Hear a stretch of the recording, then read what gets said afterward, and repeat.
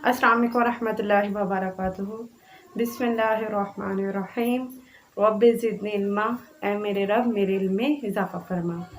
हमने chapter number 2 start किया था, जिसका हमने पिछले लेक्चर में ओवरव्यू पढ़ा था। उसमें हमने बायोलॉजिकल मेथड की डिफ़ाइन पढ़ी थी, उसके बेस के नेम्स पढ़े थे। आज हम उसके बेस के डिटेल स्टार्ट करेंगे। तो सबसे पहले जो है हमें किस चीज़ का जो फर्स्ट स्टेप है वो क्या है? Recognition of the biological problem. First step क्या है? Recognition of a biological problem. इसके अंदर ये चीज़ आती है कि लिविंग ऑर्गेनिज्म से रिलेटेड क्वेश्चन आना माइंड में। लिविंग ऑर्गेनिज्म से रिलेटेड अगर क्वेश्चन आए कोई माइंड में, और उस या फिर वो क्वेश्चन हमारे माइंड में खुद ब खुद आए या फिर हम उसको पूछें, तो तब हमें पता चले।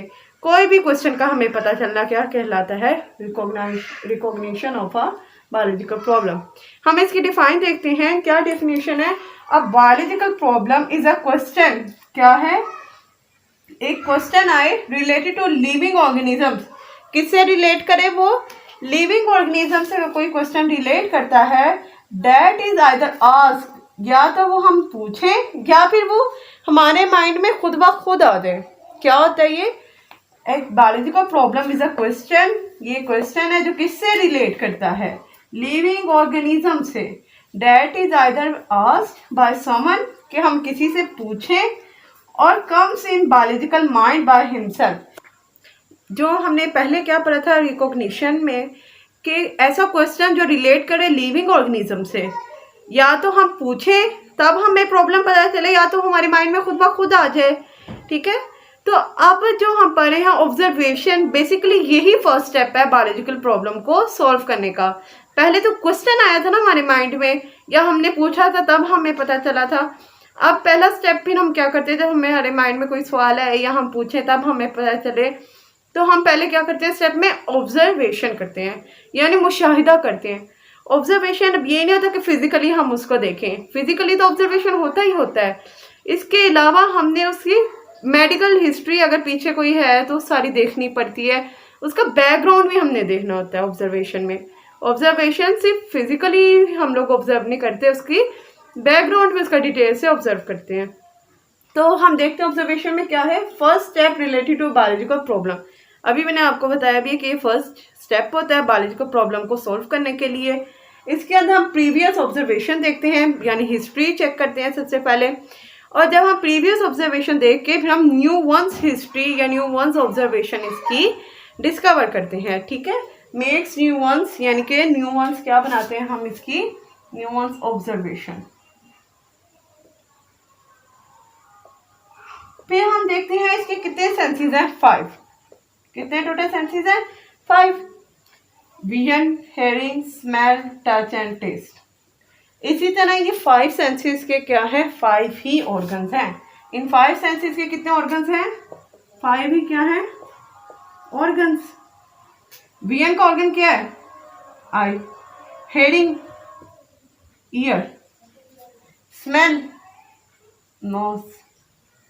Touch, skin. टेस्ट करना, टंग। ये क्या है? 5 ऑर्गन्स हैं, और ये 5 क्या हैं? इनकी सेंसेस हैं। अब हम इसकी टाइप्स की तरफ चलते हैं। ऑब्जर्वेशन की बेसिकली 2 टाइप्स हैं, क्वालिटेटिव एंड क्वांटिटेटिव। क्वालिटी का मतलब क्या होता है? क्वांटिटी। क्वांटिटी मतलब मिकदार। जैसा कि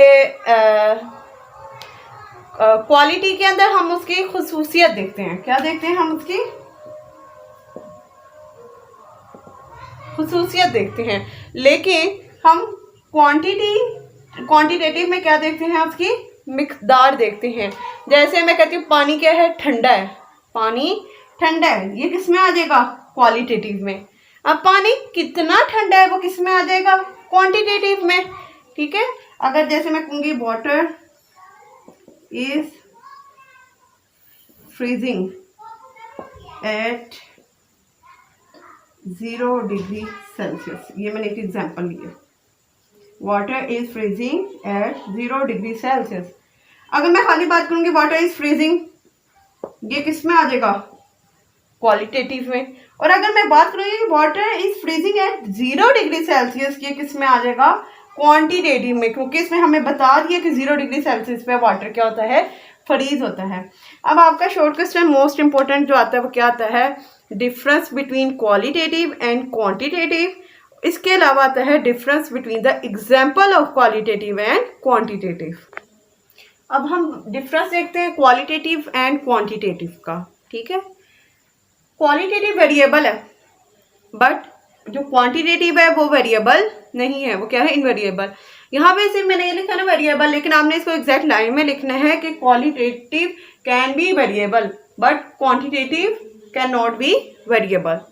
सेकेंड पॉइंट हम देखते हैं कांट बी मेजरेबल, इसको हम मेजर नहीं कर सकते, जबकि क्वांटिटेटिव को हम मेजर कर सकते हैं। तो हम क्या लिखें, क्वांटिटेटिव कैन बी मेजरेबल।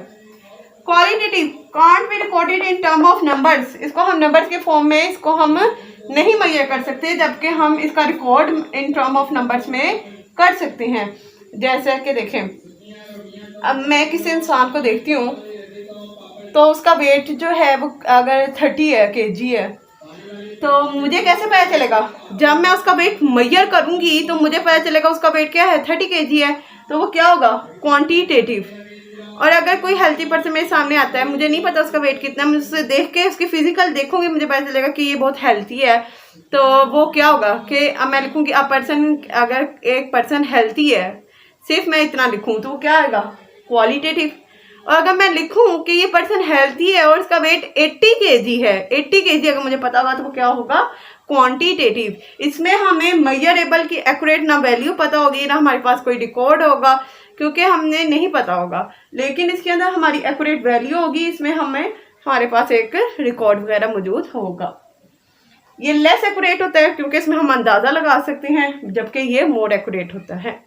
इसकी एग्जांपल्स की तरफ चलते हैं हम। ये डिफरेंस आता है क्वालिटेटिव एंड क्वांटिटेटिव का, और इसके अलावा इनकी एग्जांपल्स भी आती हैं जो कि डिफरेंस में पूछी जा सकती हैं। ये बहुत इंपॉर्टेंट शॉर्ट क्वेश्चन है। Freezing point of water is colder than boiling point, कि पानी का फ्रीजिंग पॉइंट ठंडा है बॉइलिंग पॉइंट से, लेकिन ये नहीं पता कि कितना ठंडा है, ये हमें कौन बताता है, क्वांटिटेटिव, कि freezing point of water 0 degree Celsius पे होता है, और जबकि बॉइलिंग पॉइंट कब होता है वाटर का, 100 डिग्री सेल्सियस पे।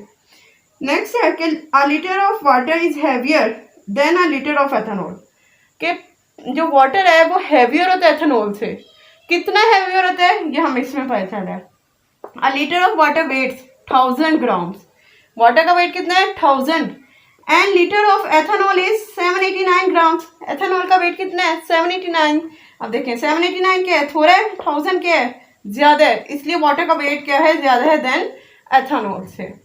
आज हमने 2 पॉइंट्स पढ़े हैं बेस के, इंशाल्लाह नेक्स्ट लेक्चर में हम बाकी पॉइंट्स डिस्कस करेंगे। Thanks for watching this video. Okay, अल्लाह हाफिज़।